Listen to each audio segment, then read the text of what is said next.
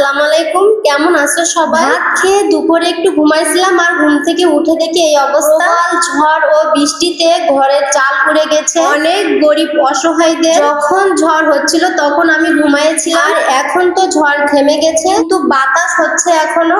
এই যে দেখেন, তবে যখন ঝড় হয়েছিল তখন এই গাছগুলো কিভাবে দুলছিল জানি না বাবা। হে আল্লাহ, কেন যে ঘুমিয়েছিলাম আসলে ঝড় দেখতে পেয়ে। দেখো বন্ধুরা, তোমরা হয়তো আমাকে খারাপ মনে করবে, কিন্তু আমার না সত্য কথা বলতে ঝড় বৃষ্টি খুবই ভালো লাগে। যখন আকাশে বজ্রপাত হয় খুবই ভয় লাগে। শুধু বৃষ্টি বজ্রপাত হওয়া যাবে না, এর তুলনায় এখন বজ্রপাত হয় বেশি। আর কেমন কথা, তাই না? যাই হোক, যাদের ক্ষয়ক্ষতি হয়েছে তাদের জন্য খুবই খারাপ লাগছে। আল্লাহ যেটা ভালো বুঝেছেন সেটাই করেছে। যাদের ঘরের চাল উড়ে গেছে, অসহায় মানুষগুলো পাশের এক বিল্ডিং এ যেয়ে আশ্রয় নিয়েছে, কিন্তু নিজ চোখে দেখিনি। সে একজন বললো তাই শুনলাম, না কতটুকু সত্য, কিছু না কিছু ক্ষতি তো হয়েছে।